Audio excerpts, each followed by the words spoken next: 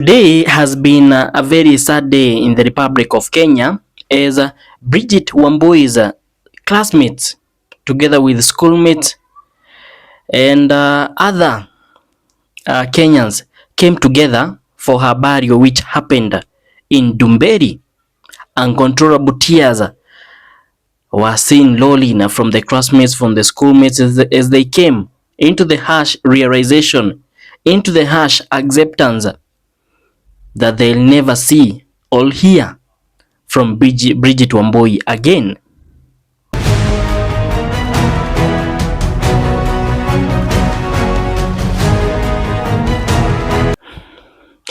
Welcome back, ladies and gentlemen, to another video, a very sad video where we will be recapping on what has happened today, on how the burial ceremony of Bridgit Wamboi was, and the emotional scenes which were witnessed today. It is very unfortunate that Kenya has reached this point where even little children are losing their lives because of the current state of affairs. Bridgit Wamboi's mother spoke some words at the burial ceremony, and her words went into touching a lot of Kenyans.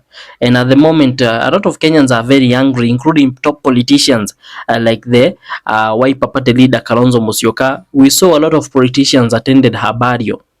And it is all because how comes that, yes, the state is trying to protect itself from being overthrown, because that's what they say. They say that the Gen Zs who are demonstrating wanted to overthrow the government.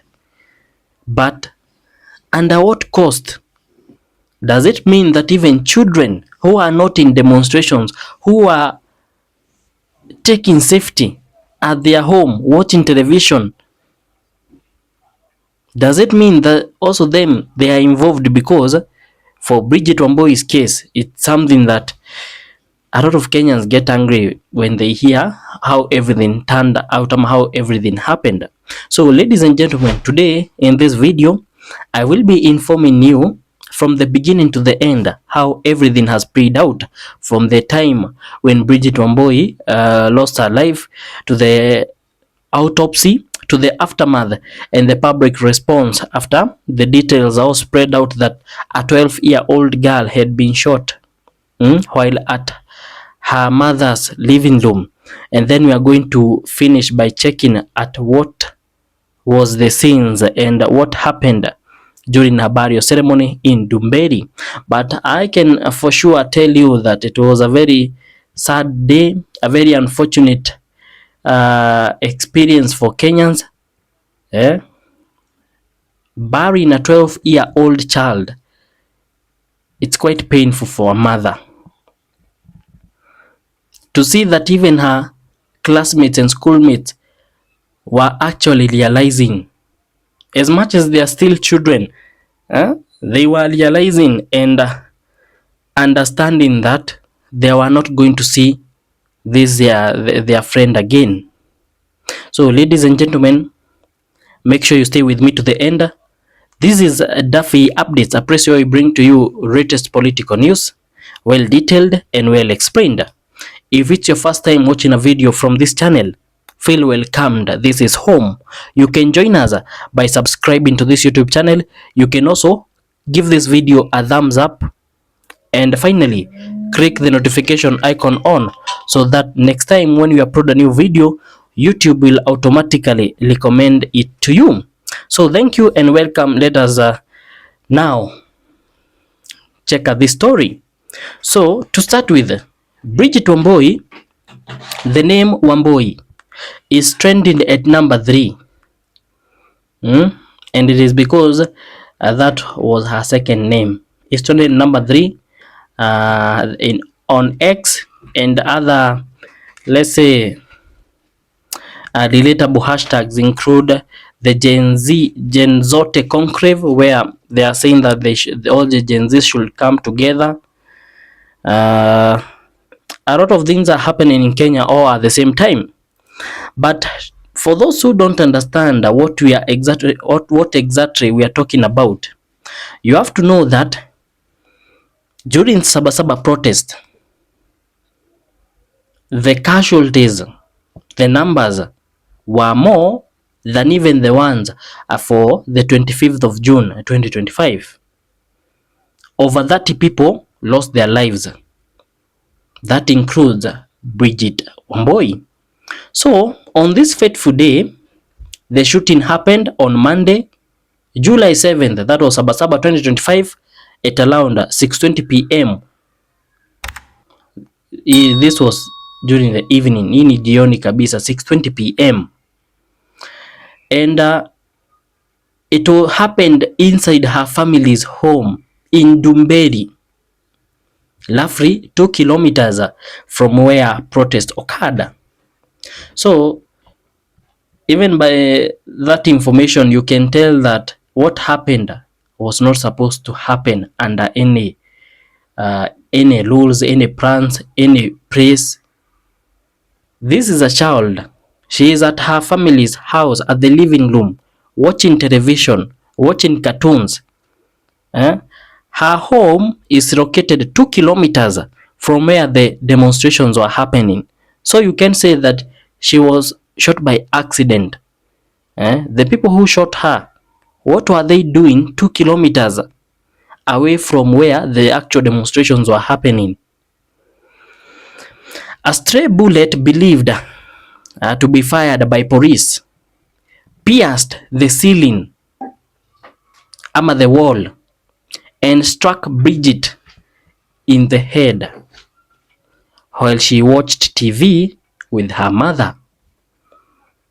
So they were comfortable, just trying to follow up on what's going in the country at the television, and then out of nowhere a bullet pierces through the wall into the head of the child. After this, definitely a lot of things had to happen. She had to be lashed to the hospital, and an autopsy had to be done so that we can medically know what led to her death. So after the autopsy findings, due to a post-mortem by Kiambu Hospital, confirmed that the bullet caused a penetrating brain injury and was consistent with police gunfire. This basically means that the bullet was the main cause. Not the main, actually it was the full cause of this child's death. And also the thing about brain injury, this case somehow looks like the same case for Boniface Kariuki, who also suffered a brain injury after he was shot by those two police officers at Nairobi during the 25th June. No, not the 25th June protest. The protest where Gen Z were demanding justice for Albert Ojwang. We saw Boniface Kariuki being shot, and he also ended up dead. So the bullet was the main reason why, was the autopsy findings. They indicated that the bullet was the reason why the girl died. So the aftermath and also the public responses from Kenyans. Bridgit was rushed to St. Bridget's Hospital but died shortly after arrival.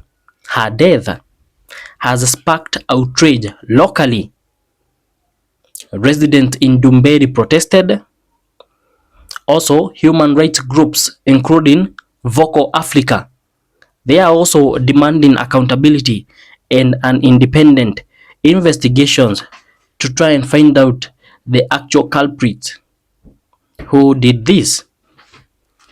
Local leaders including Gathoni wa Mushomba, this is the MP for Githunguri, together with Wiper Party leader, that is Kalonzo Musyoka, akina Eugene Wamalwa, akina Matiang'i, all of them and other many more have commented on this particular case, and it's sad the fact that this was a young child. There was no way she was involved in the protest. You can say that she was taking part, you can say that she was involved in organizing, You know, during the other cases, when you hear that young Gen Z was maybe arrested, was abducted, there is always an explanation from the government. Oh, this person was involved in this way or that way. What can you say that a 12-year-old did eh, to make Sabasaba protest anger the government?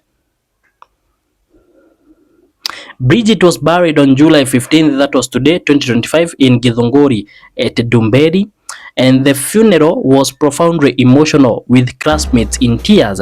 I had informed you earlier that it was a very sad day, and the videos coming from Dumberi showed some scenes you will never wish to see. When you see children crying uncontrollably, and it's not that they are forcing, it's happening naturally, because they have understood and they know that this is death, this person has gone, we are never going to see this person again. I'll make sure to put some of the videos so that you can see them and also get a glimpse of how the burial ceremony was.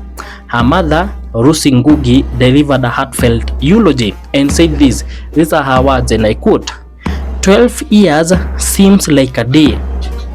That bullet has shattered my dreams. You will forever be 12 years old."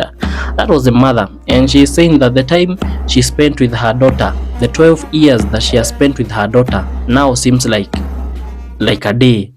She can't imagine that they were 12 years. It seems like a day, and that her daughter will forever be 12 years, meaning that she will never forget her, she will live to remember her, and that the bullet has really shattered her dreams, because you know parents have these future plans, future hopes that this child is at some point going to help me one day during my elderly days. But now that a child is gone, before you get another child, you know, first of all, you can't replace a person. Before you get another child, you nurture him or her until she grows to an age of 12. Those are very many years, ladies and gentlemen, and it is very painful for a parent to go through that. So investigations are already ongoing, but we know this is Kenya. Do you think that the investigations are going to bear out anything? The family and the community are pushing for police officers involved to be identified and held responsible. Broader calls continue for reforms and stricter oversight of police use of live ammunition, especially near civilians. The sad thing is, as much as the Bridget's case is very unfortunate, it's very sad to imagine that that's not the only case that there is to talk about. Many more Kenyans have gone down because of the same thing. Stray bullets. They were not participating in any demonstrations. We had that case of a person who was exercising at the gym. There was another case of a young boy who was coming from midterm. There have been a number of cases where a person is not participating in protest, but the police end up unaliving that person. So broader calls continue to be pushed, with people asking for police reforms. We even saw the president for Uganda, Yoweri Kaguta Museveni saying, under no circumstances should the country turn against its citizens. Should the government turn against its citizens? Under no circumstances. When the police are dealing with large crowds, there is always a way. First of all, the bullet should be behind you. These were the words of Yoweri Museveni. You should not go pointing your weapon to your fellow Kenyans. Your weapon should be used to deal with bandits, to deal with enemies. These are Kenyans. These are not your enemies. So that has been it. It has been a very sad time, a sad day throughout the country as people come into this realization. So, in love in memory, Bridgit NJOKI Wainaina, and you can see some of the people reacted For example, the mother said, "You will forever be 12 years old." That's courtesy of Kenyans.co.ke. She also said, "I thought you would grow to be a beautiful woman." Bridgit, NJOKI's mother, pays tribute to her slain daughter. So, ladies and gentlemen, that has been it, and all we can say is we hope that in one way or another, even if what I know is someday the people who are doing this to Kenyans are going to pay. It might not be today, it might not be this year, but in one way or another, the culprits are going to pay. There's no way you can take out uh, an innocent child's life and then end up living a very good life. So there is something I would like to correct. I've noticed that